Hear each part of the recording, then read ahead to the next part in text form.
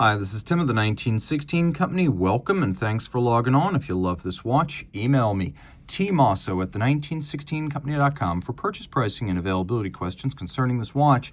Today, a watch we've seen before, but in a form we rarely cover directly. I've mentioned that the current generation Vacheron Constantin Overseas self-winding can be equipped with factory straps and bracelets. Well, here we have it on the factory alligator leather strap. So it's going to be a different look. This watch in stainless steel, 41 millimeters in diameter. And then you can see in profile, it's actually fairly thin, as the watch is 11.3 millimeters thick, and then lug tip to lug tip without the bracelet, 48.7 millimeters. On my wrist, which is 16 centimeters in circumference, it wears nicely, comfortably. You can see that the timepiece is actually a little bit more compact without its bracelet. It doesn't seem quite as challenging to my small-ish wrist. So if you want to wear this on a 15 centimeter circumference wrist on the strap, either leather or rubber, that is easier to do. Now, of course, the third generation Overseas automatic came out in 2016, but this black dial model came out in 2018. We have a screw-down crown, 150 meter water resistance, and though you can't see it, there is a paramagnetic ring around the movement that endows it with 25,000 ampere per meter anti-magnetic resistance. Remember, a standard anti-magnetic watch is 4,800 ampere per meter. This is 25,000, so quite a bit better. Taking a look at the strap, they're not shorting you the leather, that's for sure. Rectangular symmetrical scale, small and medium rectangular. You can see it's generously bolstered to add volume. It has a folded edge, a monotone stitch on the bottom, almost like a nubuck type suede leather, but you can see a brand new Vacheron strap, not crimped, not gouged, and it's paired with a buckle that features the Maltese cross logo. It's steel like the case, twin trigger release, so you have to press both to open it. Again, inside you'll see a combination of media blast and polish, but that Vacheron Maltese cross motif. Now, because we have a quick release system for the lugs, we need a quick release system so you can swap this over to a different strap. And so we do have that for the actual clasp itself, because what good is a quick release strap that detaches from the case if you can't release the strap from the buckle to use the buckle on another strap?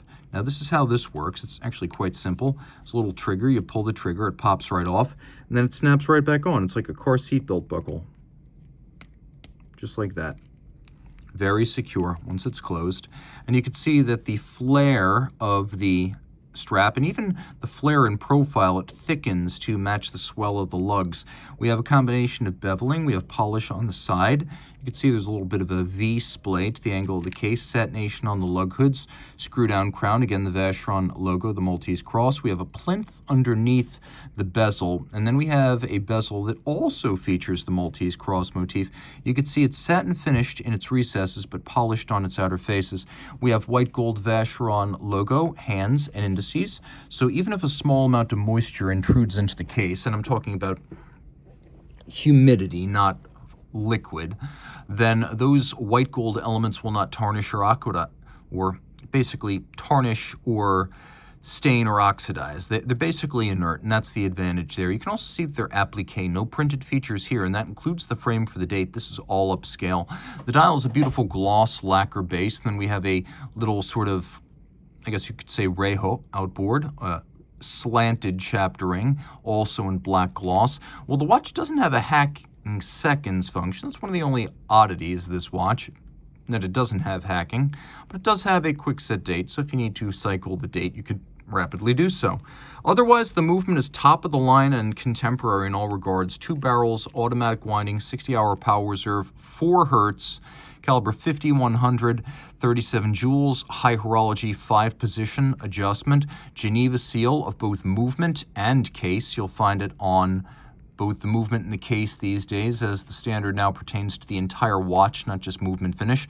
We've got a 22 karat gold rotor, not 21, not 18. They're not cheaping out here. It's a compass rose motif, and you can see it has 4 different finishes on it.